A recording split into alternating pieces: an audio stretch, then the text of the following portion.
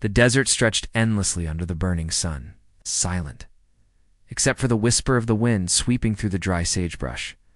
The ground shimmered in waves of heat, and every distant mirage seemed to twist into strange shapes before fading away. It was the kind of land that tested a soul merciless, empty, and unforgiving. Somewhere beyond those low red hills a wagon had broken down, and by the time night fell, the cries of a woman echoed faintly in the darkness. By morning, they had buried her. But the desert was listening. The story began in a small frontier town that lay half a day's ride from the Rio Blanco Canyon. The people who lived there were tough folks, farmers, traders, drifters who had come to escape something or start again. News traveled slowly and truth even slower, but rumors. They had wings. It started with whispers that a woman and her child had been found on the road, their wagon burned, and horses gone. The men who found them claimed she was still breathing, barely. Others said she was already gone when they touched her face. No one could agree on what really happened, and maybe no one wanted to. The sheriff signed off on her burial before the preacher even arrived. They said she was a traveler, heading west with her little daughter. Nobody knew her name. She had stopped in town only once, to buy bread and a length of blue cloth. People remembered the way she smiled kindly despite looking so worn from the road. Some thought she was running from someone. Others believed she was simply lost. Either way, she and her daughter vanished into the desert soon after. Days later, when their wagon was found abandoned, it was said that the child's cry could still be heard faintly in the wind that crossed the dunes. That morning, the townsfolk gathered near the dry wash to bury her. The preacher spoke quickly, uneasy beneath the wide sky. There was no coffin, just a shallow grave in the sand. The woman was wrapped in her blanket, the child laid beside her. The wind carried the sound of the shovel's scrape, and each thud of falling sand seemed to swallow another breath of mercy. Some turned away, crossing themselves. Others whispered that she had brought this upon herself, wandering into Apache lands without protection. No one stayed long after the burial. The desert doesn't hold company for grief, but the ground is never truly silent. Beneath the shifting dunes, the heartbeat of life still echoes, if you listen close enough. Far from the burial site, an Apache warrior sat against a dead mesquite tree, his eyes clouded with the fog of blindness. His world had been dark for many seasons, yet his hearing was sharper than any man's sight. The wind spoke to him every grain of sand, every rustle of grass carried meaning. He could hear the rattlesnake before it moved, feel the tremble of a lizard beneath the ground. To him, the earth was alive. Breathing softly in rhythms most people had long forgotten how to hear. He had once been a great hunter, known among his people for moving silently through canyons where even eagles dared not fly. But the war had taken his sight. A soldier's bullet had grazed his temple years ago, and since then the world was only sound, scent, and memory. Still, he roamed the desert, guided by instincts that no blindness could take. That night, when the stars fell quiet and the air cooled, he heard something strange beneath the sand, a faint thump, weak but steady. It was the rhythm of a heartbeat. He froze, head tilted toward the sound. The desert has many tricks, echoes, illusions, ghosts carried on the wind. But this was different. It was close. Alive. He pressed his ear to the ground, letting his breath fall still. And there it was, against two heartbeats, one small and fragile, the other slow, fading. He rose to his feet, his staff sinking slightly into the sand. He followed the sound as one might follow a drum through darkness. Each step brought him closer until the smell of freshly turned earth filled the air. His hand brushed the edge of a shallow mound. The sound was coming from beneath it. The blind warrior knelt. The sand was cold, loose, and newly disturbed. He dug with his hands, slowly at first, then faster, feeling the dry grains scrape his skin. His fingers struck fabrica rough woolen blanket, then a hand. Small, still warm. He whispered a prayer in his native tongue, unsure if the spirits were guiding or testing him. As he cleared more sand away, he felt the woman's face beneath his palm. Her lips trembled faintly. Her chest lifted shallowly. She was alive, barely. The child lay beside her, quiet but breathing too. He carried them to a narrow hollow beneath a rocky ridge where the wind couldn't reach. The woman's pulse was weak, her skin burning with fever. The child's eyes fluttered open for a moment, wide with confusion, before slipping back into sleep. The warrior built a small fire, listening to the flames crackle and the faint hum of distant coyotes. He gave them water, lifting the cup gently to the woman's lips. She stirred but didn't speak. He didn't need words to understand her fear. In the distance, thunder rolled faintly across the horizon. A storm was brewing somewhere beyond the canyon. He knew that if she didn't wake by sunrise, the cold night air would take her for good. He sat beside her, hands resting on his knees, listening again to her heartbeat. Each pulse was slower now, fading like the last echo of a drum in an empty plain. He whispered stories from his people, tales of those who crossed from the world of the dead, returned with fire in their hands. When the first light of dawn touched the desert, she gasped suddenly and coughed, grains of sand falling from her lips. Her eyes opened wide in terror, searching the empty air until they met his blank, scarred face. She recoiled slightly, clutching her child close. He said nothing, only reached for the water again and placed it near her trembling hands. The morning sun revealed his worn clothes, the beads tied around his neck, and the scar that ran down the side of his face like a river cut into stone. She tried to speak, but her voice came out cracked and raw. He listened patiently, understanding only fragments of her language. What mattered was not her words, but the sound behind them, the tremor of grief, the edge of disbelief that she was still alive. She looked at the sand covering her dress, the faint marks of where she had been buried, and then at the man who had found her. For a long time neither spoke. The desert was quiet again, except for the wind moving through the rocks. He could sense the weight of her fear, but he also knew that fear and hope often beat together in the same heart.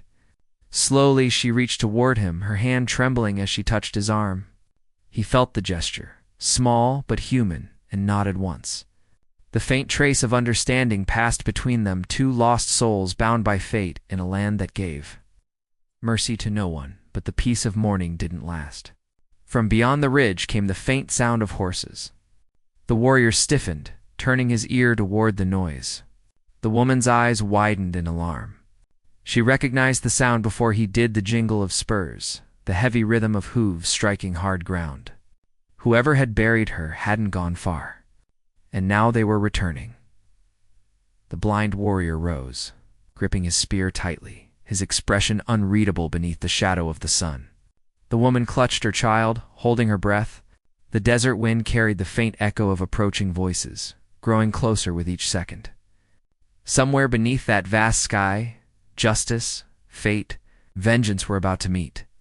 The heartbeat that had saved her was now racing fast again, not from weakness, but from fear. The sand that had once buried her might soon be stained with something far darker than dust. And as the shadow of riders appeared on the horizon, the blind Apache warrior turned his head toward them, listening closely, ready to decide whether the desert would claim new graves before the sun went down. The wind began to pick up, scattering loose sand into the air as the blind Apache warrior stood motionless, listening to the distant riders. The woman's breath came quick and shallow as she clutched her sleeping child close to her chest. She wanted to speak, to warn him, but her throat felt dry and useless. He raised one hand gently, signaling her to stay quiet. His head tilted slightly, his scar catching the first rays of sunlight. The sound of hooves was faint but growing clearer, each beat sinking like a drum into the heart of the desert. He turned his face toward the wind and began to count the riders by sound.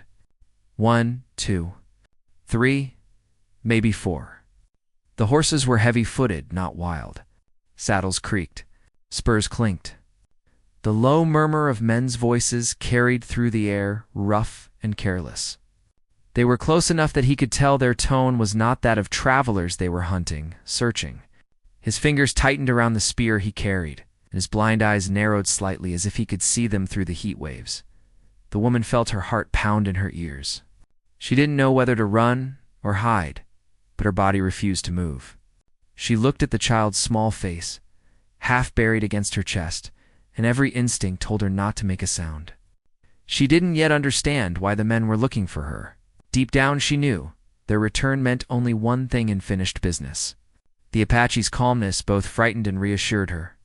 He seemed to belong to this land, part of its silence and danger. She could not imagine what would happen if they were discovered.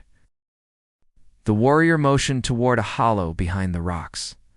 She understood and crawled there quickly, holding her daughter close.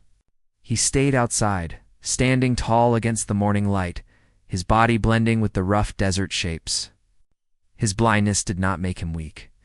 He listened more deeply than most men ever could. The riders came closer until the faint smell of sweat, leather, and tobacco reached him. One of the men cursed, another spat. Over this way, one voice called, "Tracks lead toward that ridge." The blind warrior tilted his head. Their horses snorted, uneasy, as if sensing something unnatural in the still air. He took a slow breath and pressed his fingers against the sand, feeling its vibration. The woman's heart beat faintly through the ground. He could sense it like a whisper beneath his hand. He hoped they would not notice the loose trail of sand where he had dug the night before. The men rode up to the ridge, the crunch of hooves breaking the quiet. One dismounted, dragging his boots as he walked.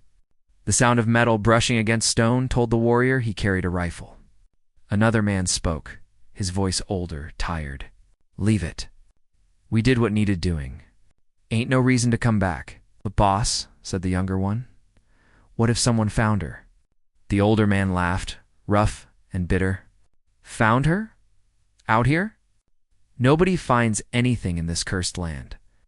The desert buries what it wants to forget." The blind warrior felt something stir inside him, a memory, half buried like bones beneath the sand. He remembered when soldiers had come for his people years ago, saying the same thing. They burned villages, took what they wanted, and left behind silence. The desert had swallowed many cries then, too. He clenched his jaw, fighting back the ache of remembrance. The men stayed for a while, circling the area. They kicked at the sand, cursed about the heat, and finally turned their horses back toward the east. The warrior listened as the sound of their hooves faded into distance. Only then did he lower his spear and release a slow breath. Behind the rocks, the woman trembled but did not cry. When he turned toward her, she was already watching him with wide eyes. Full of questions, he approached slowly, stopping a few steps away so she would not feel threatened. Her lips moved as she whispered something, her voice cracked and soft. They tried to kill us." He nodded slightly, though he couldn't understand all her words. He understood enough from her tone, her fear, and the way she held the child tighter every time the wind shifted. Through the rest of the morning, he gathered dried brush and pieces of cactus wood to keep the fire alive. The woman sat quietly, still weak from her ordeal. Sometimes she stared into the distance, as if searching for something lost. Her daughter slept beside her, her small hand clutching the edge of her mother's shawl. The warrior could sense the child's shallow breathing, the innocent rhythm that somehow gave the silence warmth. When he finally spoke, his voice was low and rough, as if the desert itself had shaped it. "Why they bury?" he asked, choosing his words slowly in broken English. The woman hesitated.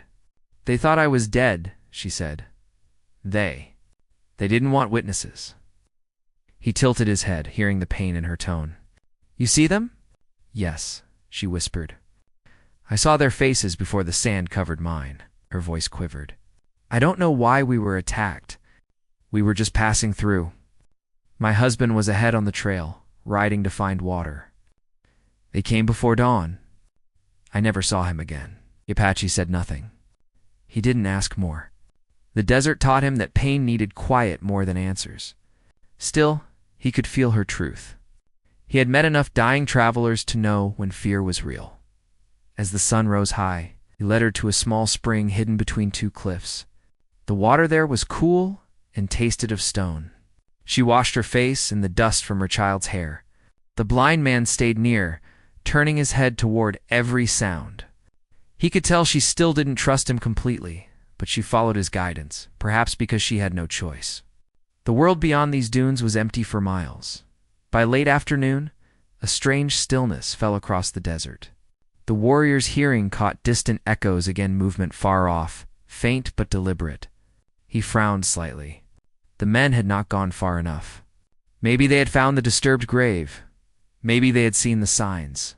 Either way, they would come again, and next time they would not leave easily. The woman seemed to sense it too. She looked toward the horizon, her face pale in the sunlight. "Will they find us?" she asked quietly.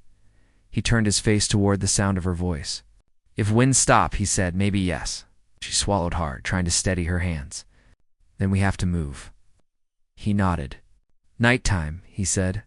"Too hot now." "Coyotes guide then." Her eyes softened slightly at his calmness. Even without sight, he moved as though he could feel the map of the land under his feet. His every step was sure, his every pause filled with intention. She realized then that this man, once a warrior of his people, had survived a world that tried to erase him too.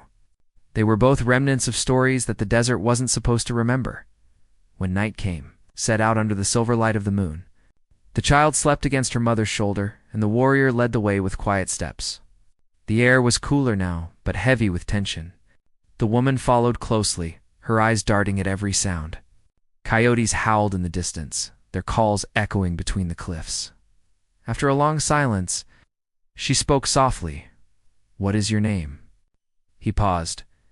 "They call me Kono," he said after a moment. "It means, the one who hears?" She nodded slowly. "Then thank you, Kono," she whispered. "For hearing me?" He didn't reply.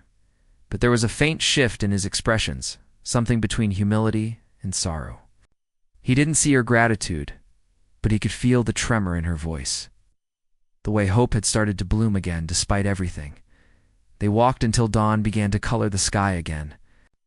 In the faint light, the woman saw old carvings on the canyon walls, paintings of warriors. Animals and symbols she didn't understand. Kono stopped beside one, tracing the shapes with his fingers as if remembering a time long gone. "My people here," he said softly. "Before white men come." She touched the rock beside his hand.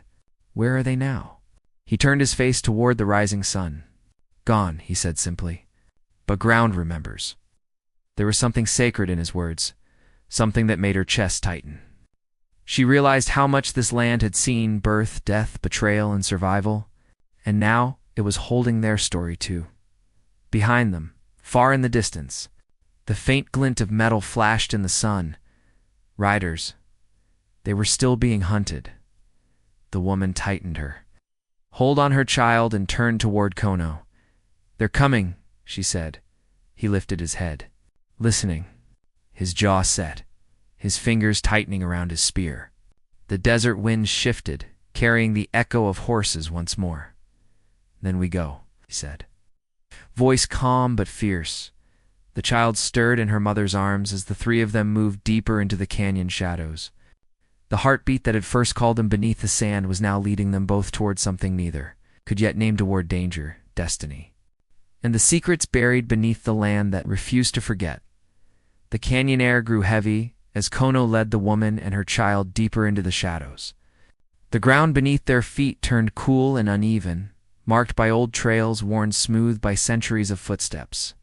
The rising sun painted long red streaks across the sky, but down here in the folds of the stone, light barely touched them. The woman's breathing came fast, but she tried to stay quiet. Every sound carried far in these walls, and somewhere behind them. The faint echo of horses still lingered. Kono moved with a kind of instinct that seemed older than language. Though blind, he knew the shape of every turn, the rise of every stone. The woman followed, her heart pounding, her child clinging to her shoulder. She had not yet told him her name, and he had not asked. There was safety in not knowing too much, as if names might tie them too tightly to the world that wanted them gone. They stopped beside a narrow stream running through the canyon floor. The sound of water was soft, steady, and comforting. Kono crouched beside it, cupping his hands and drinking slowly. The woman did the same, the cool water easing the dryness in her throat. The child stirred awake, blinking at the strange rock walls that surrounded them. For the first time since the burial, the woman felt a flicker of peace. But it didn't last. Kono turned his head suddenly, his brow furrowing. He tilted his ear toward the east. "Riders," he said quietly, her stomach twisted. "They're still coming?" He nodded once. "They follow wind. Maybe smell. Maybe track." She swallowed, fear returning like a wave. "How far?" "Half a day," he said, standing. "Maybe less." She hugged her child close and looked around. "Can we hide?" Kono's fingers brushed the air, tracing unseen shapes. "Canyon hides many things," he said. "But spirits here too, old ones. Not all kind." She didn't understand, but she saw the seriousness in his face. The desert had its own laws, and he seemed to know every one of them as they moved deeper. The canyon widened into a basin surrounded by towering rock. Faded symbols were etched into the stone, painted in red and white. The woman stopped to study them. Figures of men, circles, and what looked like hands reaching toward the sky. "What do they mean?" she asked. Kono's face softened. "My people tell story," he said. "Long time ago, woman and child fall from sky. Desert tried to take them, but earth open, hide them, keep them safe. When storm come, she'll rise again." The woman looked at him. "You think that story is true?" He turned toward her voice. "Maybe you were her again," he said. "Desert bury you, but you still breathe."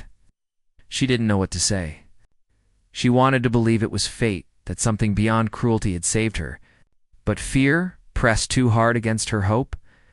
"If I was meant to live," she whispered, "why do they still want me dead?" Kono didn't answer. He touched the wall lightly, tracing the carvings as if asking the stone itself for guidance. Then he said, "We find high place. Watch from above. Maybe see their trail." They climbed a rocky slope that overlooked the canyon floor. The woman carried her child carefully, her feet slipping on the loose dust. When they reached the top, the view spread wide and endless. From here, she could see the far line of the desert where the sand met the blue sky. In the distance, faint dust rose, a sure sign of riders. "They're close," she said softly. Kono stood beside her, his blind eyes unblinking. He could not see the dust, but he could feel the tremor in the ground. "They come fast," he murmured. She wanted to ask who they were, what they wanted, but fear kept her silent. She knew only that they were the same men who had tried to erase her from the world. And if they reached her again, there would be no second chance. As the sun sank lower, they made camp in a narrow crevice between two stones. The fire they built was small, its smoke hidden by the wind. The woman sat close to the child, brushing the girl's hair back gently. The child whispered softly in her sleep, calling for someone, perhaps her father. The woman turned her face away, biting her lip to keep from crying. Kono sat a few feet away, listening to the desert. The crackle of the fire, the whisper of shifting sand, the distant call of a coyote, all of it spoke to him. But beneath it, another sound stirred. The faint grind of rock against rock. He frowned. "What is it?" the woman asked, noticing his stillness. "Not wind," he said quietly. "Something move in stone." She listened, but heard nothing. Then a soft vibration reached her ears like a low hum. The fire flickered, as if something had passed nearby. Kono stood, holding his spear tightly. "Old spirits," he murmured again. "They wake when strangers come." The woman shivered. "Spirits?" He nodded slowly. "This place once full of life. When my people leave, they bury their dead here. Desert never forgets." Her eyes darted around the darkness. "Are we in danger?" He paused, listening carefully. "Not if we respect them," he said. "They protect those who mean no harm." For a while neither spoke. The night deepened, and the stars spilled across the sky in a silent river of light. Somewhere beyond the canyon, the riders made camp too. Their fire faintly visible from afar, Kono turned his face toward that glow. "They follow not only you," he said. "They follow something else. Maybe gold. Maybe secret." Her breath caught. "How do you know?" He tilted his head. "When men bury too fast, they hide more than bodies." The words sank into her mind. She remembered the day before the attack, the strangers who stopped her husband on the road, asking about maps and rivers. She remembered his uneasy look that night, how he had whispered that they might be being watched. And the next morning, before sunrise, he had ridden off alone. That was the last she ever saw of him. Her hands trembled. "They weren't after us," she said slowly. "They were after him. He must have had something they wanted." Kono's expression hardened. "Then they think you have it now." She shook her head. "I don't even know what it is." "Doesn't matter," he said quietly. "Men who kill don't need truth. Only reason." The fire burned low, the light flickering across their faces.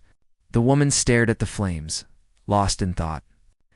Somewhere inside her, anger began to rise, a quiet, determined kind of anger. She had been left for dead, her child buried alive beside her, and now these men wanted to finish what they started. But she was still breathing, and that meant something. Kono turned toward her. "When sun come," he said, "we move west. Canyon ends near sacred ground." "They won't follow there." "Why not?" she asked. He hesitated before answering. "Because they fear what they don't understand. My people still watch that place, even from the wind." Morning came, with a cold wind sweeping through the canyon. The riders were closer now. The woman could hear the echo of their voices as they called to one another across the rocks. She gripped her child tightly, trying to steady her heartbeat. Kono stood at the edge of the ridge, silent as stone. He lifted his head slightly, feeling the vibration of each step below. "3 men," he said. "1, stay behind. To come ahead." The woman's fear turned to resolve. "Then we'll have to fight." He turned toward her, his face unreadable. "You have fire," he said softly, "but fight not always with spear." They moved again before sunrise, climbing through a narrow gap that led to the upper canyon. The child was quiet, sensing the danger. The woman's legs ached, but she kept going. She refused to fall behind. Halfway through the climb, Kono stopped suddenly and raised his hand. Voices drifted from below close, too close. The men were calling out, mocking laughter echoing off the rocks. The sound of a gun being cocked sent a chill through the air. The woman pressed herself against the stone, holding her breath. Kono's grip tightened on his spear. He could hear one of the men speaking, his voice cruel and confident. "Tracks lead this way," the man said. "Ain't far now. The boss wants the woman alive. The rest don't matter." The words cut through her. She felt Kono move slightly in front of her, shielding her with his body, though he could not see. The tension grew so thick it was hard to breathe. The child whimpered softly, and Kono lifted a hand to quiet her. The footsteps came closer. The shadow of a man passed over the rock above them. Another followed. Then came silence, the kind that feels like the pause before a storm. Kono's muscles tensed, ready. The woman's heart beat so loud she feared the men would hear it. She glanced at the blind warrior, seeing in him not fear but focus, a stillness deeper than sight. The sound of metal clinked again. The men were almost above them now. The woman looked toward the child, then at Kono. Every second stretched thin. The desert around them seemed to hold its breath. Kono whispered softly, "When wind rise." "We move." The wind began to stir, brushing against their faces. And as it lifted, carrying sand through the air like smoke. The first stone fell from the ridge above, followed by the echo of a man's startled curse. The chase was far from over. The desert was about to choose its side. The sound of the falling rock shattered the stillness, echoing down through the canyon like a warning. The men above shouted, boots scraping against the stone as they tried to steady themselves. Kono moved fast, pushing the woman and her child deeper into the crevice behind him. Dust filled the air, and the wind picked up, swirling through the narrow pass as if the desert itself had come alive. The woman pressed her hand over her daughter's mouth, her heart hammering. She could hear the riders shifting above, their voices sharp and close. "They're down there somewhere," one of them called out. "Spread out. Check the walls." Kono crouched low, his ear turned toward the sound. He could hear every movement, the jingle of a belt buckle, the click of a rifle, the shuffle of boots on gravel. His fingers tightened around the shaft of his spear. The woman looked at him, her eyes wide with fear. Waiting for him to decide whether to fight or flee, he raised a hand, signaling her to stay silent. Then, slowly, he began to move. Each step was deliberate, soundless. He had hunted men and animals by sound alone before. He could tell from the way one man's weight shifted that he was above and to the right, near the ledge. Another moved lower, scraping the stone with his boot heel. The woman watched, holding her breath as Kono disappeared into the shadows. Her child stirred against her chest, whispering softly, but she pressed a finger to her lips, begging for silence. The air grew thick with tension. Every heartbeat felt louder than the last. From above came a rough voice. "You check that side. I'll take the other." Moments later, the crunch of pebbles fell just feet from where the woman hid. She gripped the rock beside her so tightly that her nails broke against it. The man's shadow crossed her, dark and heavy. She could smell tobacco and sweat. Kono moved behind him, silent as a ghost. He didn't attack, not yet. He waited until the man leaned forward, peering into the darkness below. Then, with one swift motion, Kono struck the spear's handle against the man's knee. The sound of cracking bone echoed briefly, followed by a sharp cry. The man toppled forward, dropping his rifle. Before he could shout again, Kono's hand clamped over his mouth, dragging him silently into the shadows. The woman flinched at the sound but dared not look. She could hear only muffled struggling, then nothing. Moments later, Kono reappeared, his breathing steady but tense. He motioned for her to move quickly. They climbed higher through the rocks, following a narrow crack that wound like a path toward the upper ridge. The air grew thinner, the wind colder. From below, voices rose again, angry and urgent. The remaining riders had found the body. "She's with someone," one shouted. "There's another man here." The sound of gunfire ripped through the canyon, echoing like thunder. Bullets struck the stone walls, sending chips flying. The woman ducked, shielding her child, while Kono guided her with a firm hand on her arm. They ran as fast as the uneven terrain allowed, the thunder of hooves and boots chasing behind them. The canyon opened suddenly into a plateau, wide stretch of rocky ground overlooking the valley. From here, the land looked endless, a sea of red and gold. Kono stopped at the edge, breathing hard. The woman turned to him, fear in her eyes. "There's nowhere left to go," she whispered. He tilted his head, listening. Far below, the riders were still coming, their shouts carried by the wind. He turned his face westward. "Sacred ground," he said quietly. "We close." She followed his gaze, but saw only more sand and stone. "What's there?" "Old place," he answered. "No man enters with bad heart and lives." She wanted to believe him, but doubt filled her chest. "Will it protect us?" He didn't reply. Instead, he began walking, using his staff to guide him along the edge of the cliff. She followed, careful not to slip. The child clung to her tightly, her face pale in the harsh light. Behind them, the riders reached the plateau. Their leader was a tall man with a dark hat and a long coat coated in dust. His voice carried with cruel confidence. "There she is," he called out. "I told you, she wouldn't get far." The woman froze, her breath catching. The sound of boots spread across the stone, circling. Kono stepped in front of her, spear raised. The leader laughed. "You think you can stop me, old man? I'll put you down same as I did the others." Kono said nothing. His face was calm, unreadable, his sightless eyes fixed somewhere beyond the man's voice.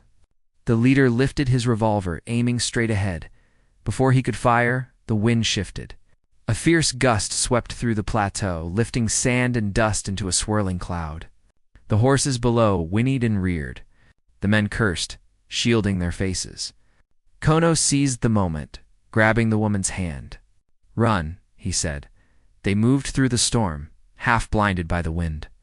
The path sloped downward now, leading toward a narrow pass between two cliffs. The roar of the wind drowned out the riders' shouts behind them. The woman stumbled, but didn't fall. Her legs burned, her lungs felt like fire. But she kept going. When the storm began to ease, They found themselves standing before a wide stretch of stone, flat and ancient. Strange markings covered the ground, circles and spirals carved deep into the rock. At the center stood a single stone pillar, worn smooth by time. Kono knelt beside it, touching the carvings with reverent hands. "This is the place," he said softly. The woman looked around nervously. "What is it?" "My people's promise," he answered.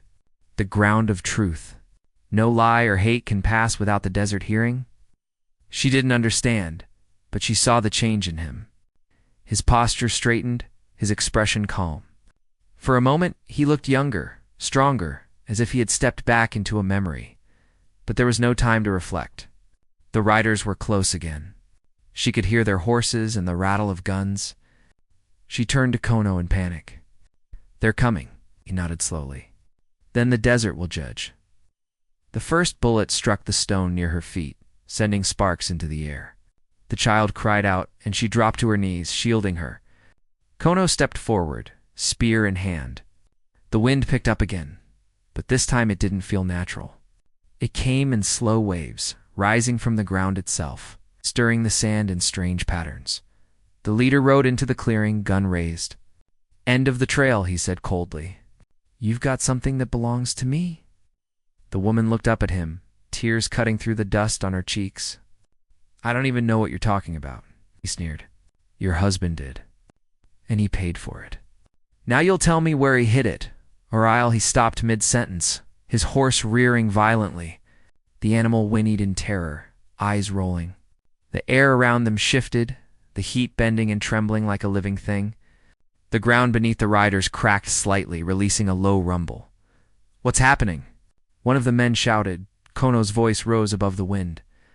"The land remembers," he said. "You bury woman and child here, you wake what sleeps." The leader turned his gun toward him, fury replacing fear. "Enough of your ghost stories," he shouted. Kono took a step forward, his blind eyes unblinking. "You think you kill truth by covering it with sand?" he said quietly. "But truth breathes, always." The leader fired. The shot rang through the air, but the bullet struck the pillar instead, splintering stone. The ground shook again, harder this time. A sharp crack split the plateau, sending the horses stumbling. The woman clutched her child, looking around in terror as the sand began to swirl into a rising spiral. Kono didn't move. He stood firm, his spear planted in the ground. The air around him shimmered, and the carvings beneath his feet began to glow faintly with reflected light. The sound of wind turned into a low hum, almost like a heartbeat, slow, steady. Growing stronger, the leader's men began to back away, shouting over the noise. But he stayed, stubborn and wild-eyed.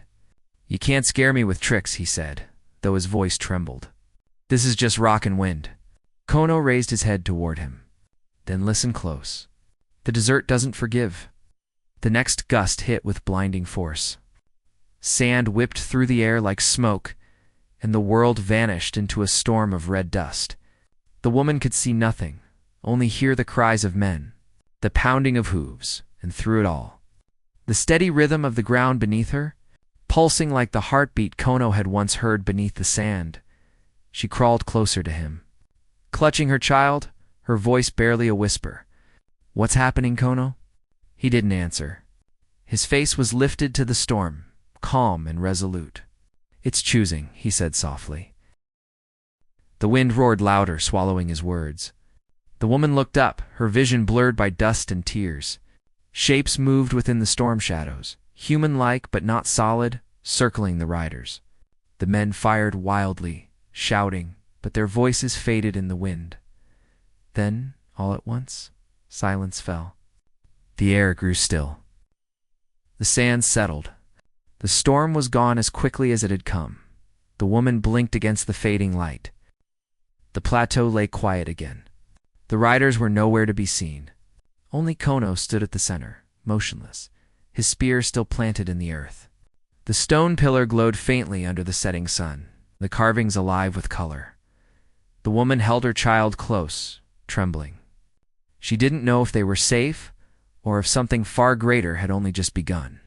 The desert stretched endlessly before her, calm but watching. and she felt deep inside that whatever happened next would decide more than just her fate. It would decide who the desert itself would remember. The sun was sinking low, painting the desert in shades of gold and crimson. The woman stood still for a long time, her breath uneven, her arms tight around her child. The world felt unnaturally quiet after the storm. There was no sound of horses, no trace of shouting, only the soft hum of the wind moving through the stones. When she finally looked around, she saw the ground had smoothed over where the cracks had opened. It was as if the earth had swallowed everything that did not belong. Kono still stood near the pillar, his hands resting on the spear. The glow from the carvings had dimmed, leaving only faint traces of light that flickered with the rhythm of the wind. The woman approached slowly, her steps cautious. "Kono," she whispered, "it's over, isn't it?" He turned his head slightly toward her voice, his sightless eyes soft. "The desert has taken its due," he said. "Those who came with hate are gone." She looked around again, trying to understand. The place where the riders had stood was empty, the sand unmarked. It was as though they had never existed. The thought sent a shiver through her. "What about us?" she asked quietly. "Will it take us too?"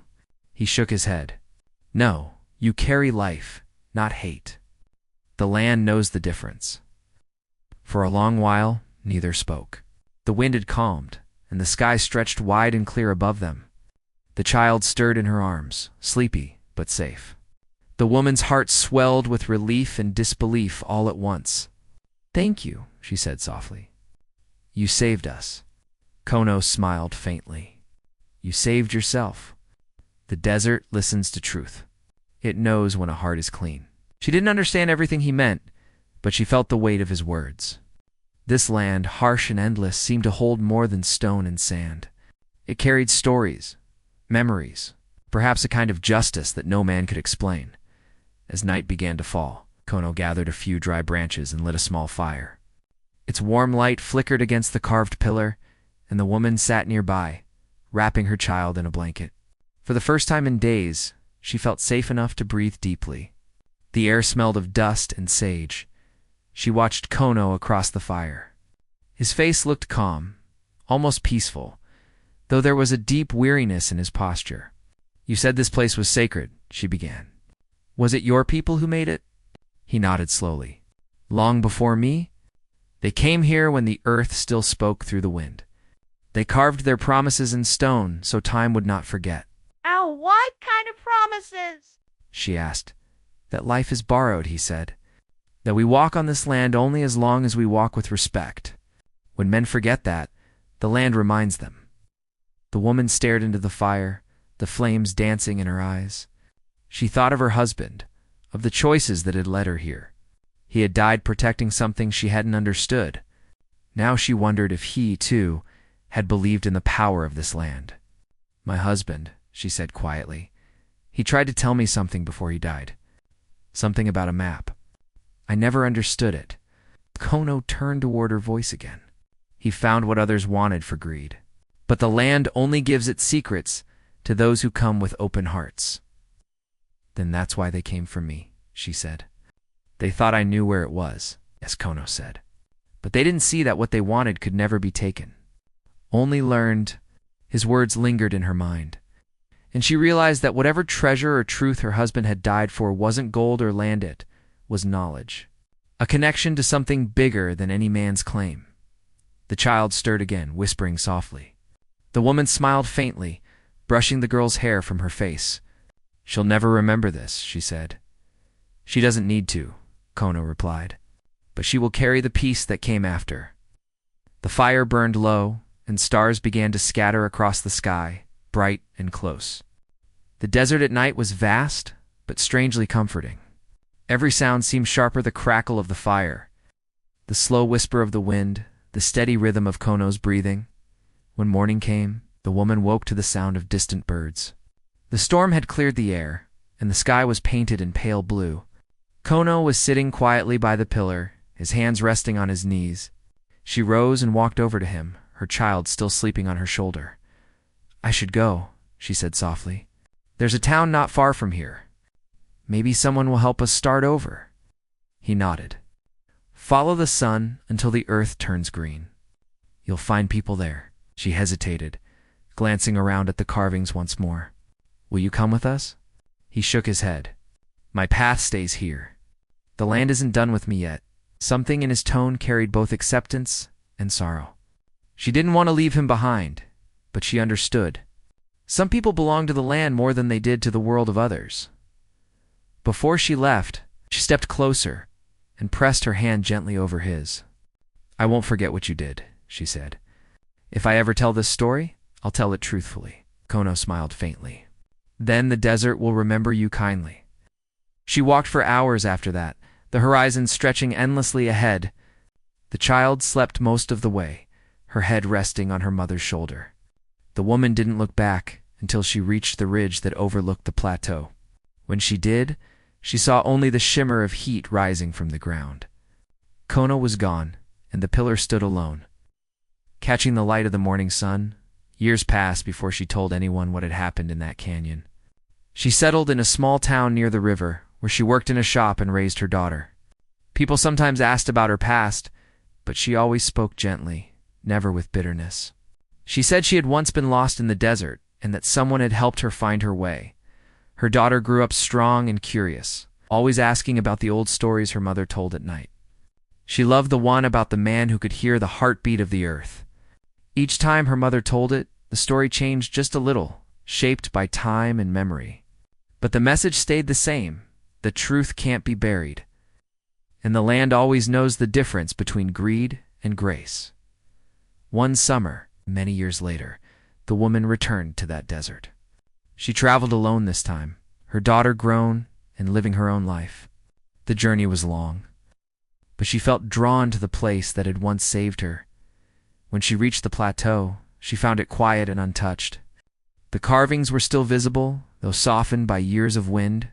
The pillar still stood, weathered but unbroken. She knelt beside it, brushing the sand away from the markings.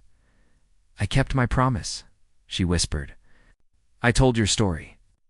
The wind rose gently, brushing against her face like a familiar hand. For a moment, she thought she heard a voice, a low hum, deep and steady, like the pulse of the ground beneath her. It was not frightening. It was peaceful. She smiled, placing her palm flat on the stone. The warmth of the rock spread through her skin, steady and grounding. She closed her eyes, feeling the same calm she had felt that night long ago when Kono had lit the fire.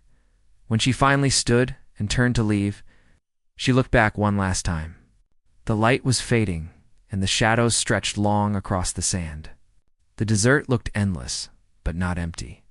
It held stories, memories, and something sacred that could never be taken. As she walked away, the wind carried her footprints for only a short while before the sand gently covered them. The land remembered as it always did. In the end, her story was not about escape or fear, it was about trust. About how even in the harshest places, kindness and courage could bloom like small flowers between the rocks. The desert had tested her, but it had also given her something priceless, a new beginning. And somewhere in the quiet heart of that vast land, where the wind still hummed through the stones, the promise of that night lived on. The morning after the storm felt unreal.